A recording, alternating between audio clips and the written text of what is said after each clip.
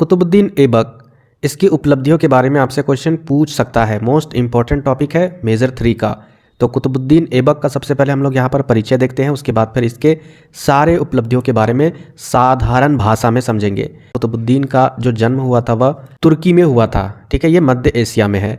में एक निम्न वर्गीय परिवार में यानी लोअर मिडिल क्लास फैमिली में हुआ था।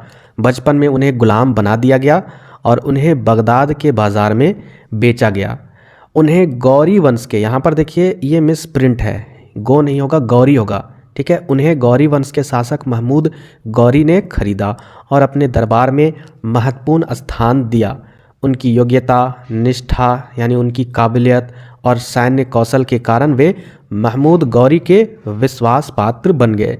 यानी ओवरऑल आपको परिचय में देना है इनके बारे में कि ये कहाँ के थे और फिर ये बहुत ही लोअर मिडिल क्लास परिवार से बिलोंग करते थे और इनको बचपन में बेच दिया गया था, ठीक है। फिर इनको किसने खरीदा? मोहम्मद गौरी ने खरीदा। अब गूगल में सर्च कीजिएगा इनका जो रेट था, मतलब इन्होंने यानी मोहम्मद गौरी ने कुतुबुद्दीन ऐबक को खरीदा था ना, इतना महंगा दाम में ना, इतना महंगा सोना में कि आप सोच भी नहीं सकते हो। तो उतने दाम में इन्होंने खरीदा और ख़रीद कर अपने शासन में एक स्थान दिया कि आप ये काम करो, कुछ भी पद में उनको स्थान दिया होगा। इस प्रकार से कुतुबुद्दीन ऐबक ने अपनी काबिलियत दिखाई और अपने काबिलियत के अनुसार यानी उन्होंने जिस तरीके से सैनिक व्यवस्था को कुशलतापूर्वक संभाला और अपनी योग्यता दिखाया, तो वह महमूद गौरी के खास व्यक्ति बन गए, यानी एक विश्वास पात्र बन गए। बहुत ही खास व्यक्ति, इतना खास व्यक्ति कि महमूद गौरी के मृत्यु के बाद सारी गद्दी का जो शासन व्यवस्था था इन्हें मिल गया, यानी राजा ये बन गए। तो इतना आप परिचय में लिख सकते हो। अब आगे हम लोग उपलब्धियां देखते हैं। आप हेडलाइन में लिख दीजिएगा, हालांकि यहाँ पर लिखा नहीं है। तो पहले नंबर पर इसकी अगर उपलब्धियों के बारे में देखिए तो दिल्ली सल्तनत की स्थापना लिख सकते हो, यानी सबसे पहले इन्होंने दिल्ली सल्तनत की स्थापना की। आप एक लाइन ये भी जोड़ सकते हो या फिर यहाँ से लिखिएगा, कुतुबुद्दीन ऐबक ने 1206 में दिल्ली सल्तनत की स्थापना की। मोहम्मद गौरी की मृत्यु के बाद उन्होंने खुद को स्वतंत्र शासक घोषित किया। ऐबक ने दिल्ली को अपने शासन का केंद्र बनाया, यानी इन्होंने दिल्ली को सेंट्रल बनाया, केंद्र बनाया, यानी राजधानी बनाया और भारत में इस्लामी सत्ता की बुनियाद रखी। उनकी स्थापना ने भारत में इस्लामी शासन को स्थायित्व प्रदान किया। यानी इन्हीं के शासनकाल से मुस्लिम शासनकाल बोलो या फिर इस्लामिक शासनकाल की बुनियाद रखी गई, स्थिर रहा। उनका नेतृत्व गुलाम वंश का आधार बना और भारतीय इतिहास में यह एक महत्वपूर्ण घटना रही। तो इस तरीके से दिल्ली में इन्होंने अपनी शासन व्यवस्था कायम की। दूसरे पॉइंट्स पर आपको क्या लिखना है?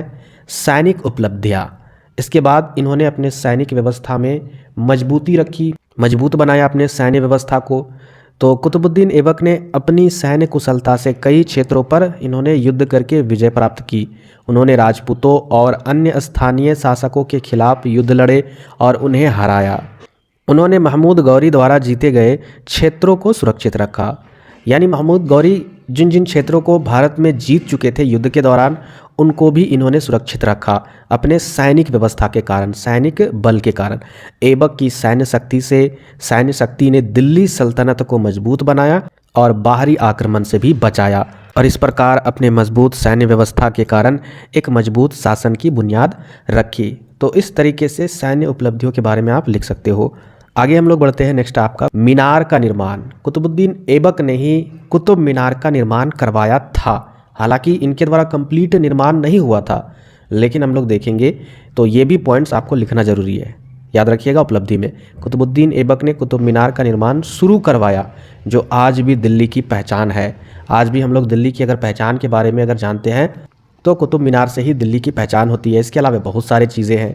इसे इस्लामी शासन और विजय का प्रतीक माना गया है। इसे इस्लामी शासन व्यवस्था का कहीं ना कहीं अगर हम लोग कुतुब मीनार देखते हैं, कुतुब मीनार अगर आप क्लोज यानी नज़दीक से देखे होंगे तो आप वहाँ पर गौर किए होंगे अरबिक वर्ड लिखा हुआ है। तो उससे क्या पता चलता है कि हमारे देश में इतिहास के टाइम में जो इस्लामिक शासन व्यवस्था थी उसका ये प्रतीक है, एक कहीं ना कहीं सूचक है और साथ ही साथ कुतुबुद्दीन ऐबक के विजय का भी वह प्रतीक माना जाता है। हालांकि इसका निर्माण उनके जीवन काल में पूरा नहीं हो पाया था और इसे उनके उत्तराधिकारी इल्तुतमिश ने पूरा किया था। यह मीनार उस समय की वास्तुकला और सांस्कृतिक समृद्धि को दर्शाती है।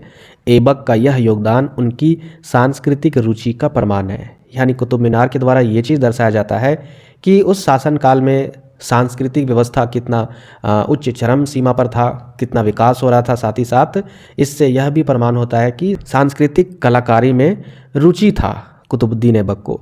आगे देखिए नेक्स्ट आपका फोर्थ, धार्मिक संस्थाओं का निर्माण। यानी कुतुबुद्दीन ऐबक ने कई मस्जिदों और धार्मिक इमारतों का भी निर्माण करवाया है। दिल्ली में कुव्वत उल इस्लाम मस्जिद और अजमेर में 2.5 दिन का झोपड़ा उनकी प्रमुख उपलब्धियां है। इन इमारतों का निर्माण हिंदू और जैन मंदिरों के अवशेषों से किया गया है। ये इमारतें उनकी वास्तुकला की रुचि और धार्मिक पहचान को दर्शाती है। यानी इन्होंने कई धार्मिक इमारतें बनाई, मस्जिदें बनाई। इससे कहीं ना कहीं उस टाइम की जो वास्तुकला है उसमें भी उनका रुचि था, ठीक है, और उनकी धार्मिक पहचान को भी ये चीज़ दर्शाता है। उनके निर्माण कार्य उस समय की सांस्कृतिक और धार्मिक विविधता का प्रतीक है। आगे देखते हैं नेक्स्ट आपका 5 नंबर, लोकप्रियता और न्यायप्रियता। इसका मतलब क्या होता है? लोकप्रियता का मतलब क्या होता है? फेमस, ठीक है, यानी लोगों में यह बहुत ज़्यादा फेमस थे। न्यायप्रियता का मतलब होना कि जनता के प्रति न्याय रखना। कुतुबुद्दीन ऐबक अपनी उदारता के कारण लाख बख्श, अब इसका मतलब क्या होता है? लाखों को दान देने वाला। लाख रुपया मत समझना, मतलब लाख लोग हैं, इतनी भीड़ है, इतने गरीब लोग हैं कि वहाँ पर जनसंख्या लाख है, और उन सभी लाखों लोगों को दान देना, या फिर इतना दान देते होंगे कि वहाँ पर लोगों की संख्या लाखों होगी। तो कहने का मतलब बहुत सारे लोगों को यह दान देते थे, इसलिए लाख बख्श के नाम से जाना जाता था। यह फेमस थे, लोकप्रिय थे, इनके नाम से यह प्रसिद्ध थे। वह प्रजा के साथ दयालु, न्यायप्रिय व्यवहार करते थे। उनकी उदारता और धार्मिक सहिष्णुता ने उन्हें जनता में लोकप्रिय बनाया था। यानी ये उदार थे, ज़्यादा कठोर नहीं थे। साथ ही साथ यह धार्मिक सहिष्णुता मतलब सारे धर्मों को रिस्पेक्ट की नज़र से देखते थे। उस समय जो भी धर्म व्यवस्था थी इस्लाम धर्म के अलावे। ऐबक ने अपनी प्रजा की भलाई का ध्यान रखा और एक अच्छे शासन के रूप में पहचाने गए। उनकी न्यायप्रियता ने सल्तनत को स्थिरता प्रदान की। तो इस तरीके से आप लोकप्रियता के बारे में और इसकी न्यायप्रियता के बारे में लिख सकते हो। 6वें पॉइंट्स पर आते हैं, स्वतंत्र शासक के रूप में शासन। यहाँ पर आपको लिखना है कि कुतुबुद्दीन ऐबक ने मोहम्मद गौरी की मृत्यु के बाद स्वतंत्र शासक बनकर दिल्ली सल्तनत को संगठित किया।